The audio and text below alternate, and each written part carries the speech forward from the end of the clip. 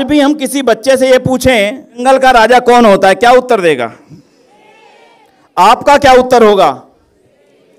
आज इस भावना को बदल करके जाना कि जंगल का राजा शेर होता है। कभी कहानियों में जंगल का राजा शेर हुआ करता था। उस समय देश में, हमारे दुनिया में प्रजातंत्र नहीं होता था, लेकिन आज देश में प्रजातंत्र हो चुका है। शेर जंगल का राजा तभी बनेगा जब शेरों की संख्या देश में, जंगल में, अगर कुत्तों की ज्यादा होगी तो कौन बनेगा? बस अब ये देख लेना, गलती ना कर बैठना। यही हमारी आज की जरूरत है। बच्चों को जाकर के आज से समझा देना कब शेर जंगल का राजा होता था, अब नहीं होता। और आज दिक्कत दूसरी है कि शेर जंगल का राजा बना हुआ है, संख्या भी ज्यादा है, लेकिन शेर जो है ना वो डालने नहीं जाते। वो कहते हैं आवश्यकता क्या है, शेर तो जंगल का राजा होता है, पहले से पता है हमें। तो बंधुओं, आज बस इस कहानी को मोड़ करके जाना, शेर जंगल का राजा होता था, पर आज तभी बनेगा जब आप और हम उसको राजा बनाने की जिम्मेदारी निभाने का संकल्प पक्के मन से यहां से लेकर के जाएंगे। जब एक बात आती है कि राष्ट्र में जीने की, राष्ट्र को आगे बढ़ाने की, अपनी जिम्मेदारियों की, तो सोचना यह पड़ता है आखिर राष्ट्र को आगे बढ़ाने की जिम्मेदारी लेगा कौन? निश्चित रूप से लोकतंत्र में राष्ट्र को संभालने की, आगे बढ़ाने की जिम्मेदारी ली भी जाती है और दी भी जाती है।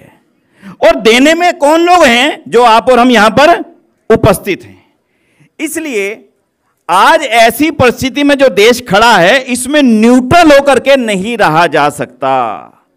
आप गाड़ी को न्यूट्रल कर दीजिए, खड़ी रहेगी, चलेगी नहीं।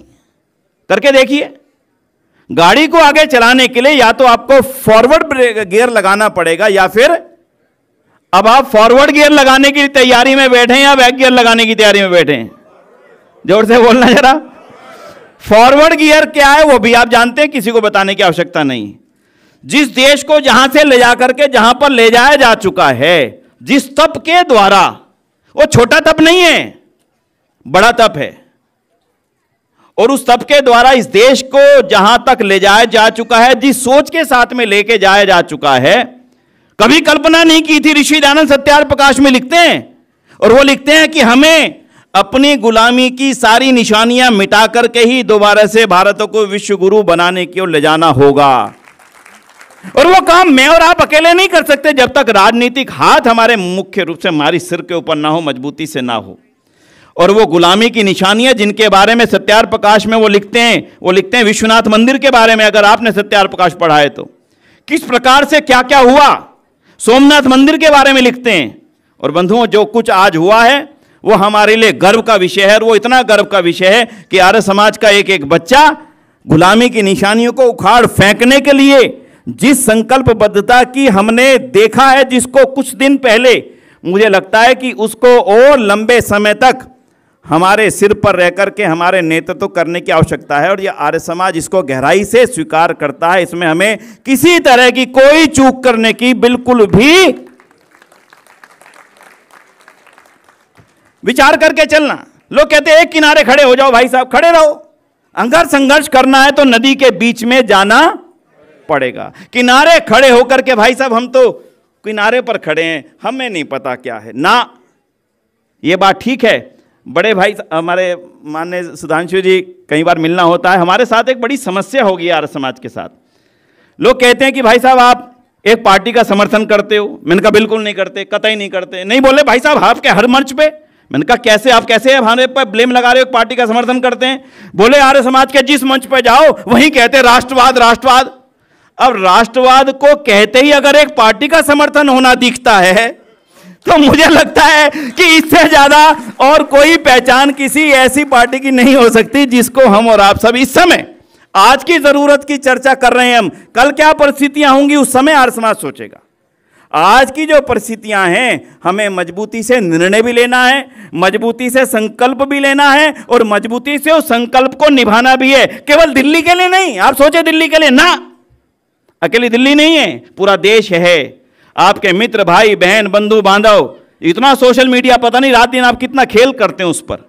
एक छोटा सा खेल करना है, जाना जरूर, एंड तक पीछे पड़ करके रहना। क्या मतलब इस देश के अंदर 52, 53, 54% वोटिंग का सवाल नहीं पैदा होता। कमजोरी हमारी है, या तो हम सो चुके हैं या फिर अति विश्वासी हो चुके हैं। मुझे लगता है दिल्ली में वो स्थिति परिवर्तित होनी चाहिए और आर्य समाज का एक एक कार्यकर्ता उस काम को सत्संग माने। आर्य समाज का सत्संग होता रविवार को, हम जाते हैं कि सत्संग करेंगे, अच्छे लोगों के साथ बैठेंगे। तो मान करके चलना, अगर 5 साल अच्छे लोगों के साथ बैठना है तो फिर उस दिन का सत्संग करना पड़ेगा, और अकेले वो सत्संग होता नहीं। सत्संग के लिए संख्या चाहिए, सत्संग के लिए लोग चाहिए, और उस सत्संग को करने वाले जो जो लोग हैं वो एक एक व्यक्ति ब्रह्मा के रूप में, जैसे हमारे माननीय धनखड़ साहब कह रहे थे, छोटी जिम्मेदारी मत मानना, है ना, कर रहे हैं ना, मेरी जिम्मेदारी है, मैं केवल ये शह दूं, वो भी कर रहे हैं, वो भी कर रहे हैं, बहुत अच्छे अच्छे लोग, ना भैया कुछ नहीं होने वाला। इसलिए आज के हमारे इस संकल्प सत्र में जो राष्ट्रवाद हमें दिख रहा है, ऋषि ध्यान का राष्ट्रवाद इस देश में केवल तब तक जिंदा है जब तक उसको आगे ले जाने वाले मजबूत लोग हमारे देश के नेतृत्व पर हैं। इसलिए हमें आज के संदर्भ में जो चिंतन करना है वो स्पष्ट है। अब आपसे मैं एक ही निवेदन करूंगा, आज ये संकल्प लेके पक्का जा रहे हैं कि नहीं, भूल ना जाना, क्योंकि अक्सर ये चीजें 2, 4, 10 मिनट के बाद भुला दी जाती हैं।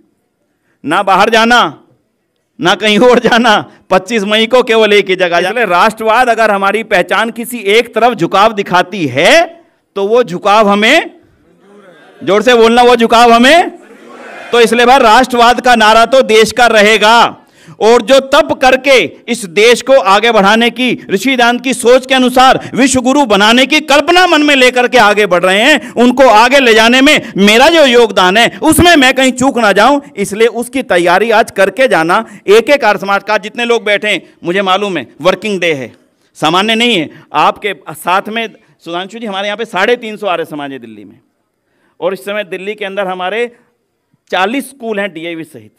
मुझे लगता है कि हमारा ये सारा संगठन, अनेक अनाथालय भी हैं और गौशाला भी हैं, और सारा संगठन आर्यविदल की युवा शाखा हमारी सब यहाँ पर इस समय उपस्थित हैं।